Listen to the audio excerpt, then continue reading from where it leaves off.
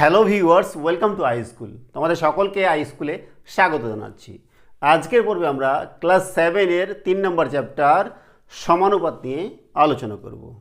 আমরা কোষে দেখি 3-এর অঙ্ক করার আগে সমানুপাত কী জিনিস সেটা নিয়ে একটু জেনে নিই। তো দেখো, যদি এরকম দেওয়া থাকে যে A:B সমানুপাত C:D, এটা হচ্ছে সমানুপাতের চিহ্ন। তো দেখো, প্রথম যেটা আছে এটাকে বলা হয় প্রথম পদ, তারপর এটাকে বলা হয় দ্বিতীয় পদ, এটাকে বলা হয় তৃতীয় পদ, এটাকে বলা হয় চতুর্থ পদ। মাঝের দুটাকে বলা হয় আবার মধ্যপদ। কি বলা হয়? মধ্যপদ। মধ্যপদ। আর প্রথমটাকে এবং শেষেরটাকে, এই দুইটাকে মিলে বলা হয় প্রান্তিক পদ। প্রান্তিক পদ। ঠিক আছে? তো যে কোনো চারটা যদি এরকম সংখ্যা দেওয়া থাকে ABCD, এরা সমানুপাতে আছে, আমরা কখন বলবো? যখন প্রথম পদ আর শেষের পদ, প্রথম পদ আর চতুর্থ পদের গুণফল যদি দ্বিতীয় পদ আর তৃতীয় পদের গুণফলের সমান হয়, তাহলে বলবো এরা সমানুপাতে রয়েছে। তার মানে কি? প্রথম পদ হচ্ছে A আর শেষের পদ D, এই দুটো হচ্ছে প্রান্তিক পদ। প্রান্তিক পদের পদ দুটির গুণফল সমান যদি মধ্যপদ দুটির গুণফল, মধ্যপদ হচ্ছে B আর C, এই জিনিসটা যদি হয়, তখন আমরা বলবো যে ABCD এই চারটি সংখ্যা সমানুপাতে রয়েছে। বোঝা গেল? তো প্রথমটা হচ্ছে প্রথম পদ, এটা হচ্ছে দ্বিতীয় পদ, এটা হচ্ছে তৃতীয় পদ, এটা হচ্ছে চতুর্থ পদ, মাঝের দুটাকে বলা হচ্ছে মধ্যপদ, আর প্রথম এবং লাস্টের দুটাকে বলা হয় প্রান্তিক পদ। এটুকু বোঝা গেছে? তারপর দেখো, এইরকম যদি দেওয়া থাকে যে ABC, কটা সংখ্যা আছে? 3টা, এটাকে বলা হবে ক্রমিক সমানুপাত। কখন? যদি A আর C এর গুণফল সমান B এর স্কোয়ার হয়, মানে বিটাকে যদি দুইবার গুণ করা হয়। মধ্যপদের যদি স্কোয়ার সমান সমান প্রথম এবং শেষের পদের গুণফলের সমান হয়, তখন এদেরকে বলা হবে কি? ক্রমিক সমানুপাতিক। কি বলা হয়? ক্রমিক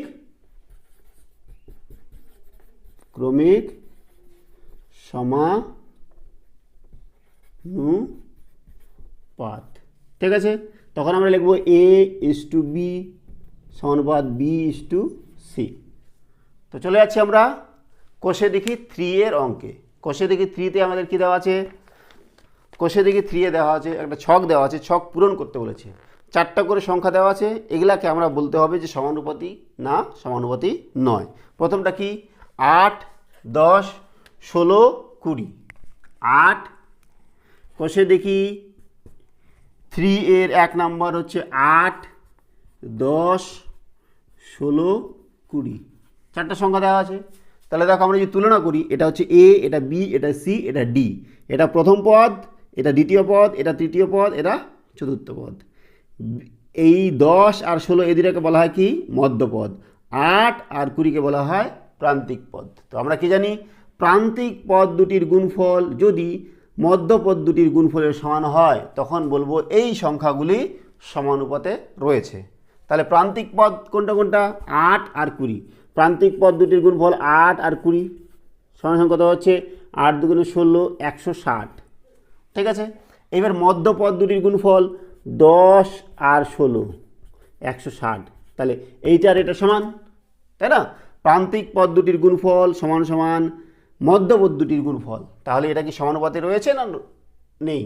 এটা অবশ্যই সমানুপাতে রয়েছে। সমানুপাত। তাহলে প্রথমটা বলে দেবো সমানুপাত বা সমানুপাতি। ঠিক আছে? তারপরটা দেখো 25, 30, 12, 15। 25, 30, 12, 15 এই সংখ্যাগুলো লিখছি।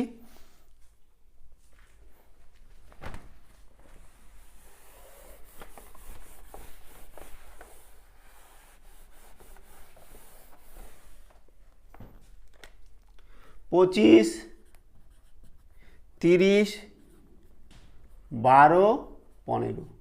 তাহলে বলো তো, 25 আর 15 এই দুটা হচ্ছে প্রান্তিক পদ, আর 30 আর 12 হচ্ছে মধ্যপদ। তাহলে প্রান্তিক পদ দুটির গুণফল কত হবে?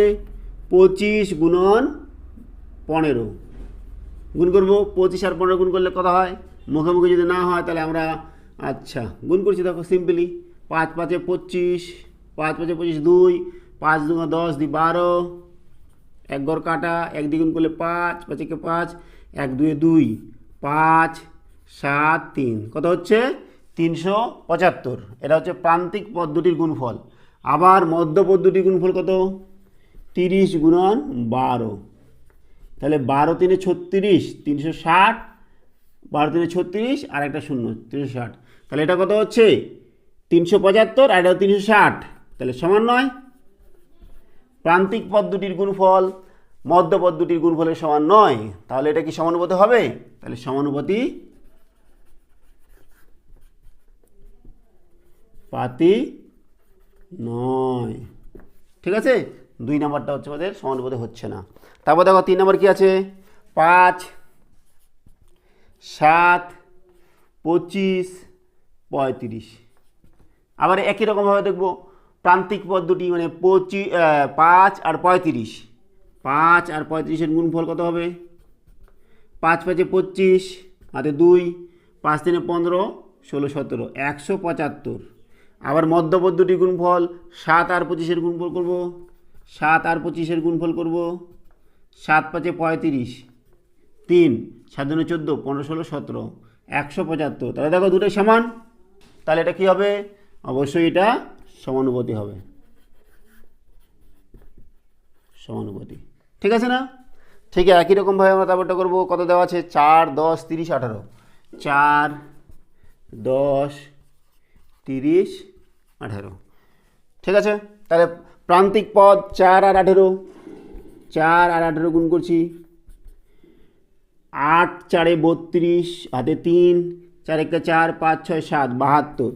আর মধ্যপদ দুটি গুণফল 10 আর 30, 10 আর 30 গুণ করলে কত হবে, 3 1 3 2 শূন্য 300। তাহলে 72 আর 300 সমান কি, সমান নয়। তাহলে এটা কি সমানুপাতি হবে, সমানুপাতি হবে না, তাহলে সমানুপাতি পাতি নয়। ঠিক আছে, নেক্সট দেখো 5 10 16 20, 5 10 কত 16 20। ঠিক একই রকমভাবে করবো প্রান্তিক পদ 5 আর 20, 5 আর 20-এর গুণফল 5 2 10 100, 16 আর 10-এর গুণফল মধ্যপদ দুটি হচ্ছে 10 আর 16 160, সমান হচ্ছে কি, সমান নয়। 160-এর সঙ্গে 100 সমান নয়, তাহলে কি এটা সমানুপাতি হবে, সমানুপাতি নয়। ঠিক আছে, তারপরে দেখো কত আছে, লাস্টেরটা 9 15 18 20। তো এটা তোমরা নিজেরাই করতে পারবে, তোমরা নিজেরাই করো। ঠিক আছে, চলে যাচ্ছি আমরা নেক্সট অঙ্ক, 2 নম্বর অঙ্ক। 2 নম্বর অঙ্কটা কী দেওয়া আছে, যে 8 জন লোক একটি কাজ 15 দিনে করতে পারে। 8 জন লোক একটি কাজ 15 দিনে করতে পারে, হিসেব করে দেখি 10 জন লোক ওই কাজটি কত দিনে করবে। ঠিক আছে, তো চলে যাচ্ছি আমরা, এটা মুছে দিই। 2 নম্বর অঙ্ক আমরা লিখব প্রথমে গণিতের ভাষায় সমস্যাটি হলো, গণিতের ভাষায় সমস্যাটি হলো, কি সমস্যা দেওয়া আছে, যে 8 জন লোক একটি কাজ 15 দিনে করতে পারে, হিসাব করে দেখি যে 10 জন লোক ওই কাজটি কত দিনে করতে পারবে। তাহলে লোক সংখ্যা, এদিকে লিখবো লোক সংখ্যা ব্র্যাকেটে জন, আর এদিকে লিখবো কি সময় ব্র্যাকেটে দিন, তাই তো। তো লোক সংখ্যা কত, 8 জন, 8 জন লোক 15 দিনে করছে। এইবার 10 জন লোক কত দিনে করবে। ঠিক আছে, তো দেখো এই সম্পর্কটা সরল সম্পর্ক না ব্যস্ত সম্পর্ক।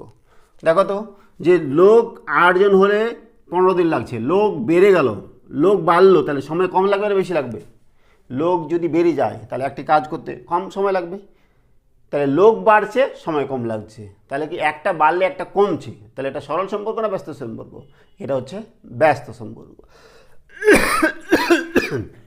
তাহলে এখানে এখানে লোক সংখ্যা বাড়লে সময় কম লাগবে। সুতরাং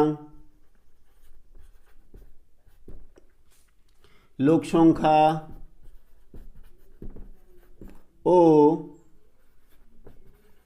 সময়ের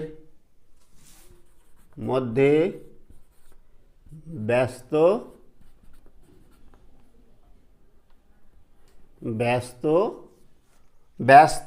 সম্পর্ক লিখবো না ব্যস্ত সমানুপাতে লিখবো? ব্যস্ত সমানুপাত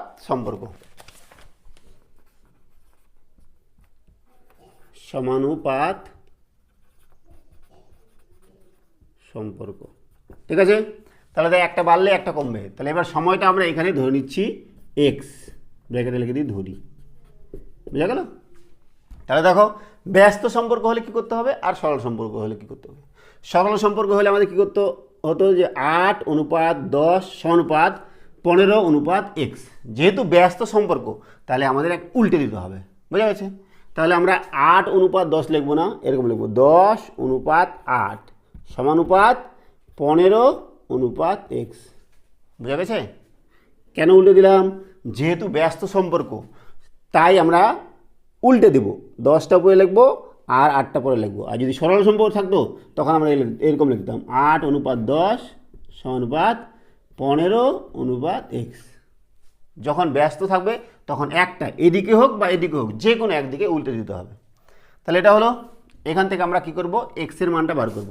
তাহলে এটা সমান কি লেখা যায়? 10/8 সমান 15/x। এক্সটাকে এদিকে গুণ করছি, তাহলে 10x সমান 15 গুণন 8। এখান থেকে এক্স বার করবো, এক্স সমান কত হবে? 15 গুণন 8/10।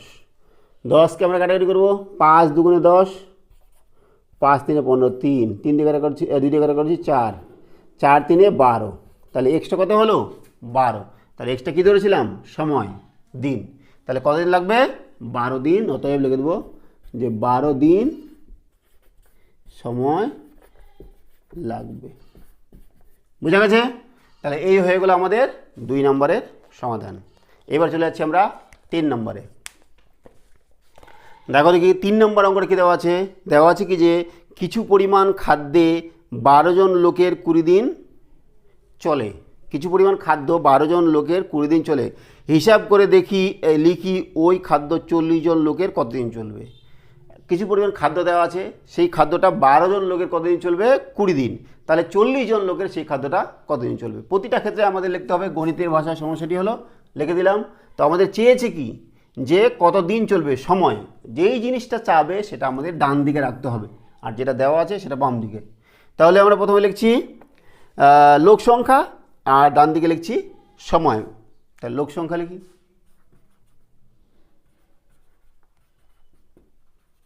লোক সংখ্যা জন আর সময় ব্র্যাকেটে দিন, ঠিক আছে? লোক সংখ্যা কত ছিল? 12 জন লোক। কতদিন খাইছে? 20 দিন।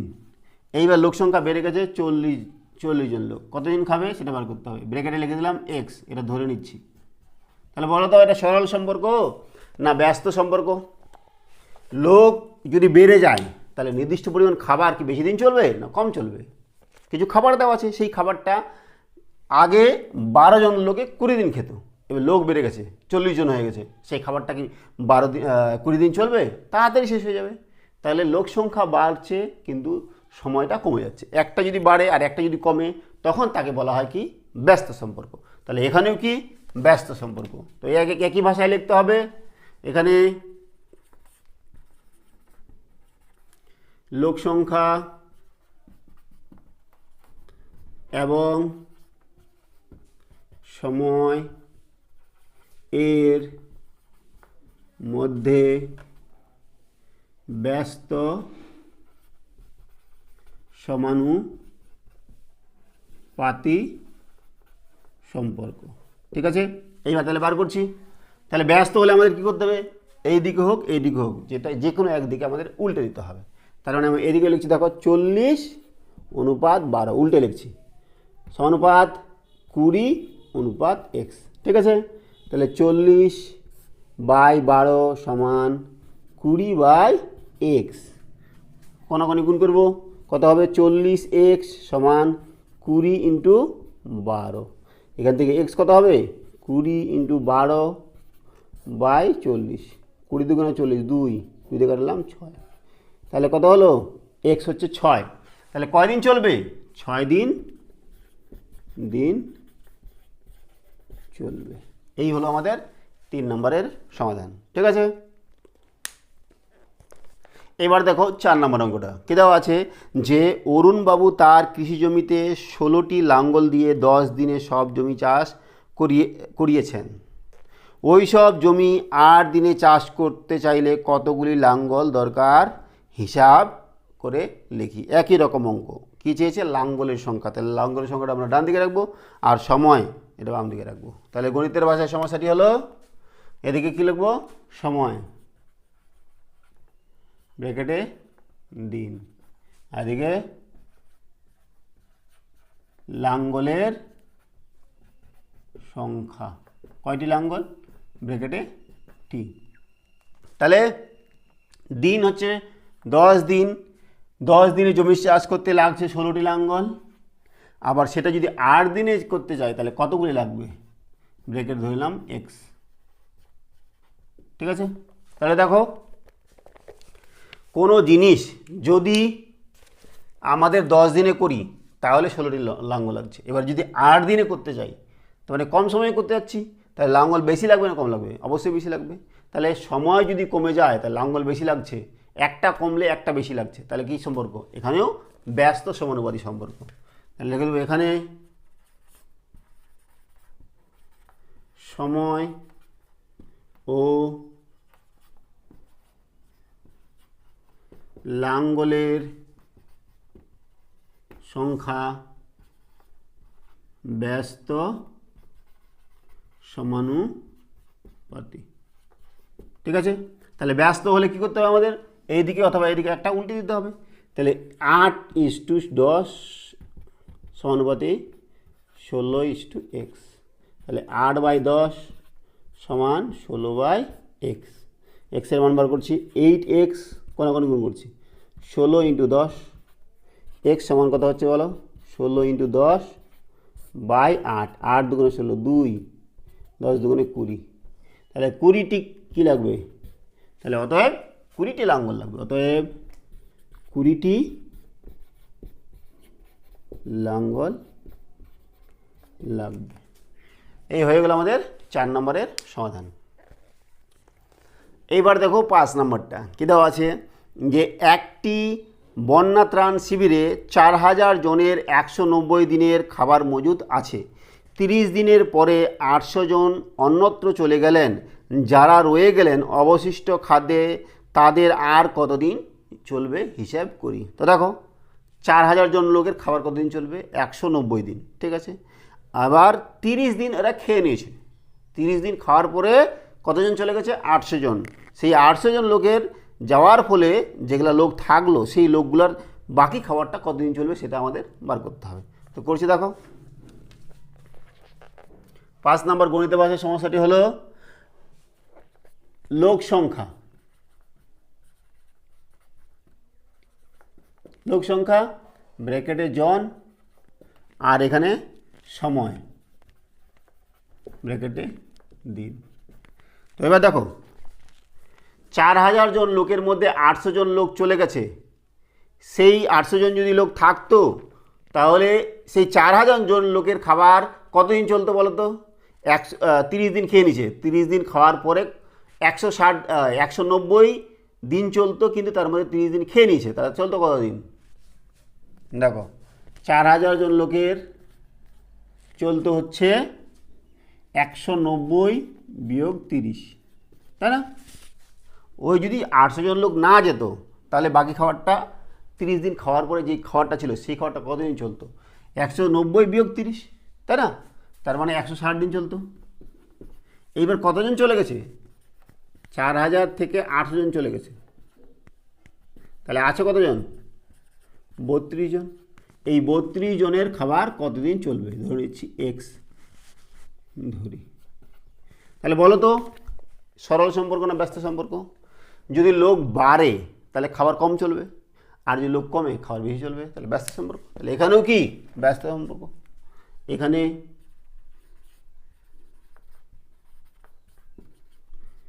লোক সংখ্যা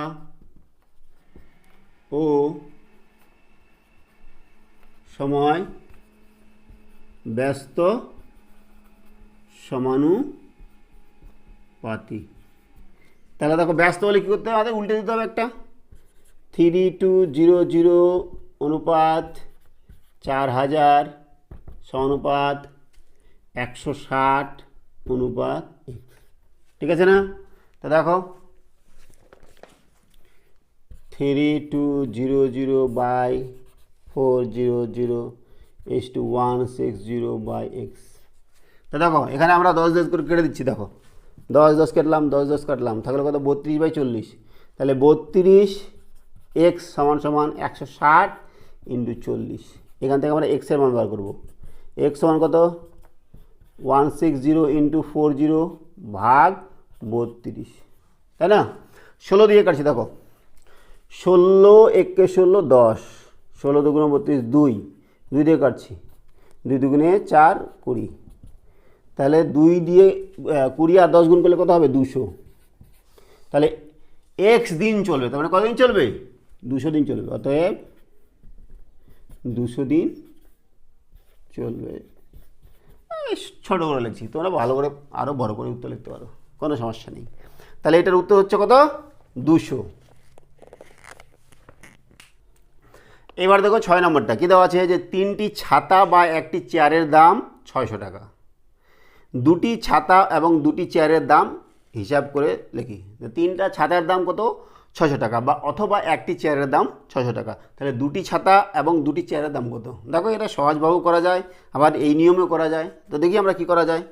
6 নম্বর অঙ্কটা যে, আচ্ছা এই জিনিসটা মুছে দিতে হবে, এইটুকু লাগবে। গণিতের ভাষায় সমস্যাটি হলো প্রথমটা, আচ্ছা গণিতের ভাষায় করি, দেখা যাক। যে ছাতা,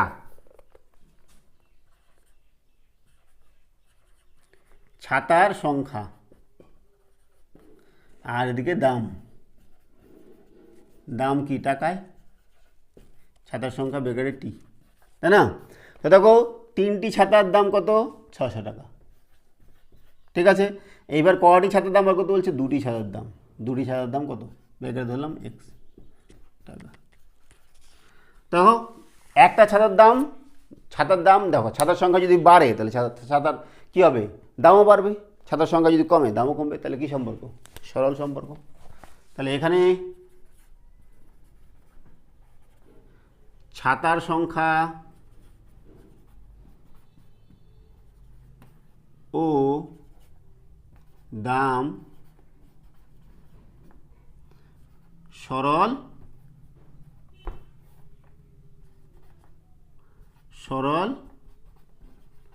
সমানুপাতি। ঠিক আছে, তাহলে সরল হলে আমাদের কী করতে হবে, 3:2, কোনো উল্টাউল্টি নেই, সমানুপাতি 600:x। তাহলে এখান থেকে আমরা কী পাচ্ছি, 3/2 সমান 600/x। এক্সের মান বার করবো, 3x সমান 600 × 2। এখান থেকে x সমান 600 × 2/3। 3 2 6 2 0 0 2 2 4 400 টাকা। তাহলে এটা কি, 2টা ছাতার দাম কত পেলাম, 2টা ছাতার দাম পাচ্ছি আমরা 400 টাকা। ঠিক আছে, এবার কি দেওয়া আছে, যে একটি চেয়ারের দাম 600 টাকা দেওয়া আছে, যে 3টি ছাতা বা একটি চেয়ারের দাম 600 টাকা। তাহলে 2টি চেয়ারের দাম কত, এমনি সিম্পলি একটি চেয়ারের দাম যদি 600 টাকা হয়, তাহলে 2টি চেয়ারের দাম কত লিখে দিই। একটি চেয়ারের দাম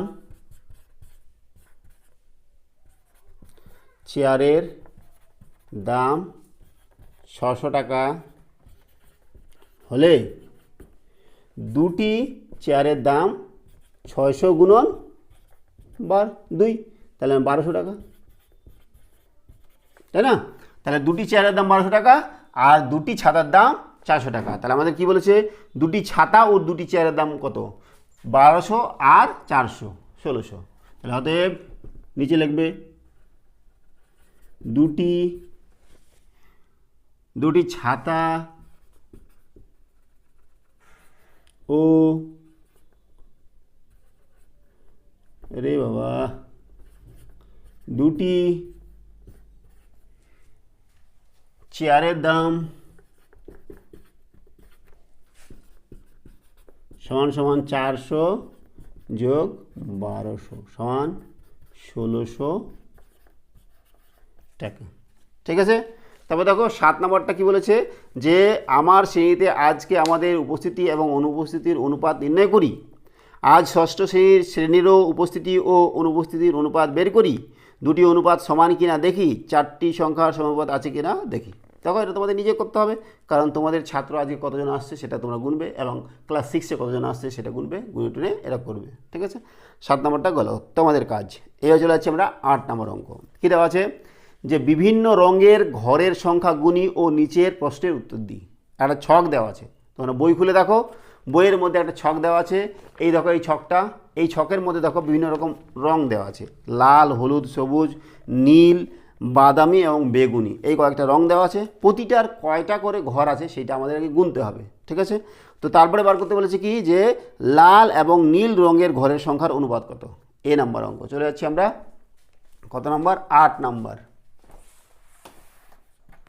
8-এর এ কি বলেছে, লাল এবং নীল রঙের ঘরের সংখ্যার অনুপাত।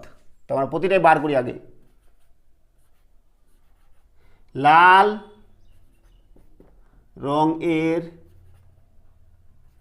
ঘর সংখ্যা সমান কত। দেখো লাল রং কতগুলো আছে তোমরা গুনো, 1 2 3 4 5, 5 3 15টা, উপরে দেখো 15টা আছে, তারপরে এখানে 3টা আছে, আর এখানে নিচে দেখো 9টা আছে। তাহলে 15 আর 3 হচ্ছে 18, 18 আর 9 9 3 27, কটা আছে তাহলে 27টা আছে। লাল রং আছে 27টি, লাল রঙের ঘর সংখ্যা 27। তারপর দেখো কী বার করবো, নীল রঙের ঘর সংখ্যা। নীল বার করি, নীল রঙের ঘরের সংখ্যা। তো দেখো নীল রঙের ঘর, এই যাও কিন্তু নীলের মতো মনে হচ্ছে, কিন্তু এটা নীল না, এটা হচ্ছে বেগুনি। এখানে নীল আছে, দেখো এখানে 1 2 3 4 5 6, কটা আছে 6টা আছে। তাহলে নীল রং আছে 6টা। লাল হয়ে গেল, নীল হয়ে গেল, তারপরে হচ্ছে বাদামি বার করব। বাদামি,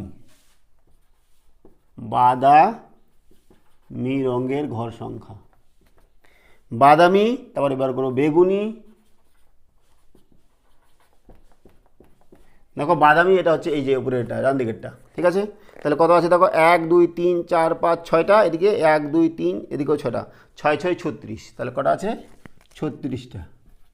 আচ্ছা, তারপরে বেগুনি কটা আছে এদিকে দেখো গুনো, এদিক থেকে 1 2 3 4 5 6 7 8 9 10 11 12 13, আর এদিকে 3টে, 13 3 39, তাহলে বেগুনি হয়ে গেলো 39, 39। আর কি বাকি থাকলো, আচ্ছা বাদামি বেগুনি হয়ে গেলো, তারপরে সবুজ বাকি আছে, সবুজ, সবুজ রঙের ঘর সংখ্যা। তারপরে কি সবুজের পরে হলুদ আছে, তাই না, সবুজ কতগুলো আছে গুনো, এখানে 9টা, এখানে 9টা, 9 9 18টা, তাহলে সবুজ হয়ে গেল 18টা। তারপরে দেখো হলুদ কতগুলো আছে, হলুদটা ভালো করে গুনো, 1 2 3 4 5 6 7, এখানে এদিকে 7, আর এখানে দেখো 7 8 9 10 11 12 13 14 15 16 17 18 19 20 21 22 23 24টা আছে, কটা আছে 24টা। তাহলে হলুদও হয়ে গেল। এইবার আমরা এক এক করে প্রশ্ন করব আর উত্তর করব। এই নাম্বারটা কি বলছে, লাল এবং নীল রঙের ঘরের সংখ্যার অনুপাত। কার কার, লাল এবং নীল। এই নাম্বার কি বলছে, লাল অনুপাত নীল, তাই না। তাহলে লাল কত 27, নীল কত 27 অনুপাত 6, কাটাকাটি যাবে না, 3 দিয়ে কাটাকাটি যাবে, 3 নং 27 আর 3 2 6, তাহলে অনুপাত হয়ে গেল 9:2। এ নম্বরের উত্তর হচ্ছে 9:2। তবে দেখো বি নম্বর কী বলছে, বাদামি এবং বেগুনি রঙের ঘরের অনুপাত। বাদামি কতবার করেছি, বাদামি 36 আর বেগুনি 39, তাহলে বাদামি আর বেগুনি কত 36:39, তাহলে কত হতে কাটা যাবে, 6 6 36, 13 দিয়ে দাও, 13 13 13 13 26, 13 39, 13 26 না যাচ্ছে না, তাহলে কত হবে, কত দিয়ে কাটাকাটি যাবে 3 দিয়ে তো যাবে, 3 দিয়ে কাটি দেখো, 3 একে 3, 3 দুগুণে 6, 3 একে 3, 3 তিরিকে 9, তাহলে 12:13 হচ্ছে, আর কাটাকাটি যাবে না। তাহলে বি নম্বরের অপশনের উত্তর হচ্ছে 12:13। ঠিক আছে, নেক্সট দেখো কি বলেছে সি নাম্বার, লাল এবং সবুজ রঙের ঘনের অনুপাত। লাল সবুজ, সি নাম্বার লাল আর সবুজ। লাল কোথায়, লাল লাল লাল, লাল হচ্ছে 27, আর সবুজ কত, সবুজ হচ্ছে 18। তাহলে দেখো কাটাকাটি যাবে, 9 দুগুণে 18, 9 তিনে 27, 9 তিনে 27, 9 দুগুণে 18, তাহলে লাল আর সবুজের অনুপাত হয়ে গেল 3:2। নেক্সট দেখো কি বলেছে ডি নাম্বার, বাদামি এবং হলুদ রঙের ঘরের অনুপাত। বাদামি আর হলুদ, বাদামি কোথায়, বাদামি হচ্ছে 36, আর হলুদ কোথায় হচ্ছে 24। তাহলে কত দিয়ে কাটাকাটি যাবে, 12 দিয়ে, 12 দুগুণে 24, 12 দুগুণে 36, 12 তিনে 36, 12 দুগুণে 24। তাহলে দেখো তো লাল সবুজ আর বাদামি হলুদ এই দুটা অনুপাত কিন্তু একই হচ্ছে, তার মানে এইটা আর এটা সমানুপাতে, সরল সমানুপাতে রয়েছে। ঠিক আছে, তারপর দেখো ডি গেল ই নাম্বার, কোন 4টি রঙের ঘরের সংখ্যার সংখ্যা সমানুপাতে রয়েছে, যে একটু আগে যেটা বললাম। তাহলে দেখো লাল সবুজের অনুপাত হচ্ছে 3:2, আর বাদামি আর হলুদের অনুপাত 3:2, দুটাই যেহেতু সমান সমানুপাতে আছে, তাহলে এই 4টা রং কি আছে, সরল সমানুপাতে রয়েছে। অতএব লিখছি দেখো এই নাম্বারটা, লাল কমা সবুজ কমা বাদামি কমা হলুদ, হলুদ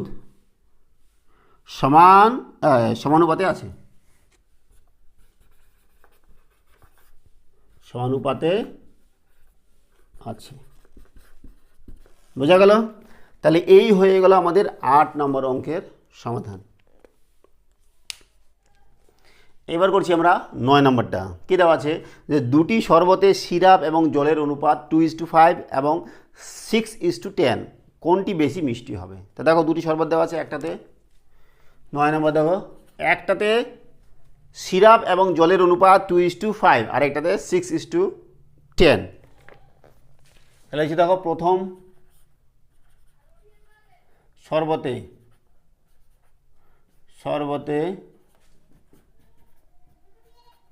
সিরাপ জল সমান কত, 2:5, এবং দ্বিতীয় শরবতে সিরাপ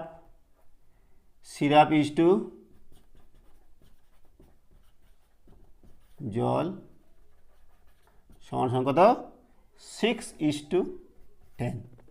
তো দেখো এখান থেকে আমরা কি করতে পারি, অনুপাত দিয়েও করতে পারি, অথবা আমরা যদি আরও নিখুঁতভাবে করি তাহলে আমরা প্রথম শরবতে সিরাপের আনুপাতিক ভাগাকার ব্যবহার করব, এবং দ্বিতীয় সিরাপে কি লিখলাম, দ্বিতীয় শরবতে সিরাপের আনুপাতিক ভাগাকার ব্যবহার করব, যেটা বেশি বড় হবে সেটাতেই মিষ্টি বেশি হবে। তাহলে দেখো প্রথম শরবতে সিরাপের আনুপাতিক ভাগহার কত হবে, সমান দেখো সিরাপ আছে, সিরাপ জল, তার মানে সিরাপের আনুপাতিক ভাগহার কত হবে, 2/2 + 5, তার মানে 2/7। আবার দ্বিতীয় শরবতে সিরাপের আনুপাতিক ভাগহার সমান কত হবে, দেখো 6/6 + 10, তার মানে 6/16, কাটাকাটি যাবে না, তাহলে 3/8। তাহলে এই দুটার মধ্যে কোনটা বড় সেটা বার করতে হবে। তা দেখো এখানে আছে 7, এখানে আছে 8, তাহলে এটা কী করছি দেখো, এটাকে 8 দিয়ে উপর নিচে গুণ করছি, তাহলে কত হবে, 2 × 8, 7 × 8, করা যায় না, 8 দুগুণে 16, আর 8 সাথে 56, এখানেও তাই, এখানে নিচে আর উপরে 7 দিয়ে গুণ করছি, 3 × 7, 8 × 7, তাহলে কত হলো, এটা 7 × 3 = 21, আর এটা 8 সাথে 56, তাহলে দেখো নিচে 56, উপরে 21, আর এখানে 16। তাহলে দ্বিতীয় সিরাপে দ্বিতীয় শরবতে সিরাপের আনুপাতিক ভাগার বেশি, তাই না? যেহেতু 21/56 গ্রেটার দেন 16/56, 56, অতএব দ্বিতীয়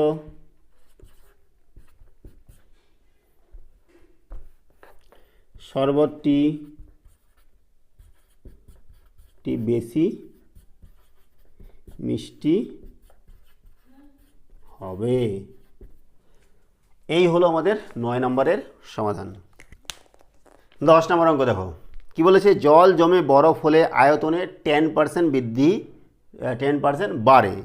কিছু পরিমাণ জল ও তা থেকে বরফের আয়তনের অনুপাত কত লিখি। দেখো 10% বৃদ্ধি পাচ্ছে, তার মানে কি, যে জলের আয়তন যদি 100 ঘন একক হয় তাহলে বরফের আয়তন কত হয়ে যাবে, 110 ঘন একক। 10% বৃদ্ধি পাচ্ছে, তাহলে লিখছে দেখো 10% বৃদ্ধি, অর্থাৎ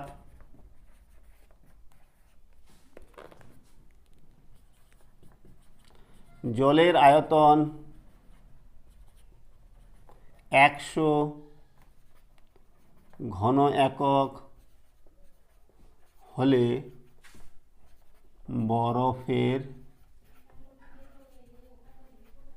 আয়তন হবে 110 ঘন একক। তাহলে অতএব জল ইস্টু বরফ সমান সমান 100:110, 10 দিয়ে কাটলাম 10:11, এটাই হচ্ছে উত্তর। ঠিক আছে, 10 নম্বর গেল। 11 নম্বর দেখো, আমার বয়স 12 বছর ও আমার বাবার বয়স 42 বছর, দুজনের বয়সের অনুপাত কত দেখি। খুবই সহজ, আমার বয়স হচ্ছে 12 বছর আর বাবার বয়স হচ্ছে 42 বছর। এটা কোনো অঙ্ক হলো? 11 নম্বর অঙ্ক তো। তাহলে দুজনের বয়সের অনুপাত, তাহলে আমার বয়স অনুপাত বাবার বয়স সমান কত, 12:42। কাটাকাটি যাবে, 12 কে 12, 12 দিয়ে 12 দিনের সাথে 12 4 48 যাচ্ছে না, তাহলে কত দিয়ে 4 দিয়ে যাবে। আচ্ছা 2 দিয়ে তো যাবেই, 2 6 12 আর 2 দিয়ে 21 দুগুণে 42, 21। এবার 3 দিয়ে যাবে, 3 দুগুণে 3 7 21। তাহলে বাবা আমার এবং বাবার বয়সের অনুপাত কত হচ্ছে, 2:7। 11 নম্বর হয়ে গেল। 12 নম্বরে বল দেখো এবার কী দেওয়া আছে। প্রীতমের গল্পের বই ও পড়ার বইয়ের সংখ্যার অনুপাত 2:5। প্রীতমের গল্পের বই 4টি হলে পড়ার বই কতগুলি হবে। তবে 12 নম্বরটা করছি আমরা। 12 নম্বর, আচ্ছা গল্পের বই আর পড়ার বইয়ের অনুপাত দেওয়া আছে 2:5। তাহলে প্রীতমের লিখেছি, প্রীতমের গল্পের বই ইস্টু পড়ার বই সমান কত, 2:5। আচ্ছা এইবার কি দেওয়া আছে, গল্পের বই সংখ্যা, গল্পের বই সমান সমান 4টি। আচ্ছা পড়ার বই সমান সমান xটি ধরি, হতে পারি না আমরা। ঠিক আছে, এইবার আমরা করছি দেখো পড়ার বই, গল্পের বই আর পড়ার বইয়ের অনুপাত, আর এখানে দেখো এই গল্পের বই আর পড়ার বইয়ের অনুপাত দেওয়া আছে 2:5। তাহলে গল্পের বই আর পড়ার বইয়ের অনুপাত 2:5। আচ্ছা গল্পের বইয়ের সংখ্যা 4 অনুপাত পড়ার বইয়ের সংখ্যা x, তাই না? তাহলে এখান থেকে আমরা করছি 2/5 সমান সমান 4/x করে গুণ করছি। 2x সমান 4 গুণন 5, এখান থেকে x পাচ্ছি কত, 4 গুণন 5 ভাগ 2, 2 দিয়ে কাটছি 2, 5 দুগুণ 10। তাহলে প্রীতমের, অতএব প্রীতমের পড়ার বইয়ের সংখ্যা কত, 10টি। অতএব লিখে দিব প্রীতমের পড়ার বই সংখ্যা সমান 10টি। ঠিক আছে না? 12 নম্বর হয়ে গেল। এইবার দেখো 13 নম্বর কি বলেছে, যে মালা গাঁথার জন্য জবা ও গাঁদা ফুল মিলিয়ে 105টি ফুল তোলা হয়েছে। কয়টি? 105টি ফুল। জবা ও গাঁদা ফুলের সংখ্যার অনুপাত 3:4। কতগুলি জবা ফুল ও কতগুলি গাঁদা ফুল আছে হিসাব করি। আর কতগুলি জবা ফুল দিলে দুরকম ফুলের সংখ্যার অনুপাতটি সমান হবে দেখি। করছি আমরা 13 নম্বর অঙ্ক। এটা একটু মুছে দিই। 13 নম্বর, জবা এবং গাঁদা ফুলের মোট সংখ্যা হচ্ছে 100। তাহলে জবা ও গাঁদা ফুলের মোট সংখ্যা সমান 105টি। ঠিক আছে, তাহলে জবা এবং গাঁদা ফুলের সংখ্যার অনুপাত দেওয়া আছে 3:4। তাহলে আমরা ধরে নিচ্ছি, ধরি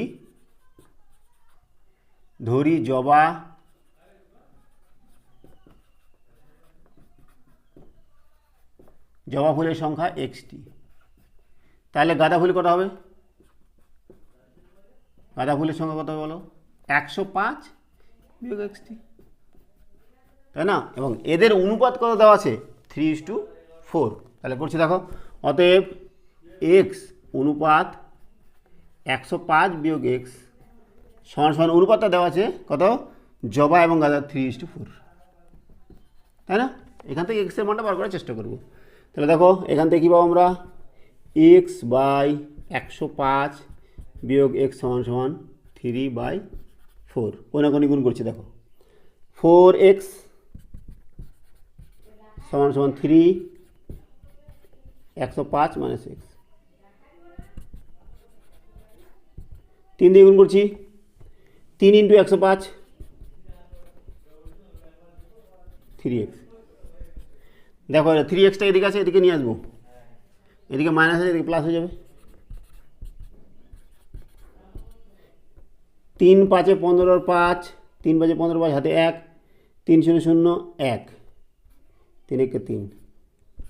তাহলে কত হলো? 7x সমান সমান 315। x সমান সমান কত? 315/7। 7 দিয়ে কাটাকাটি করবো, 7 × 4 = 28, 28 29 30 3 35, 7 × 5 = 45। তাহলে x হচ্ছে 45, আর x কি ধরেছিলাম? জবা ফুল। তাহলে জবা ফুলের সংখ্যা কত? অতএব জবা ফুলের সংখ্যা সমান সমান 45। আর গাঁদা ফুলের সংখ্যা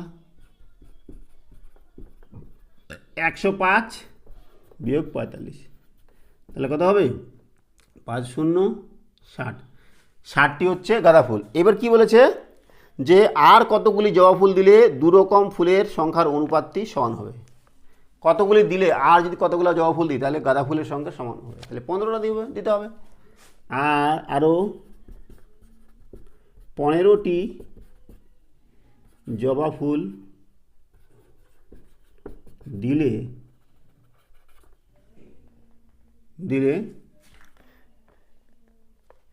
দুই প্রকার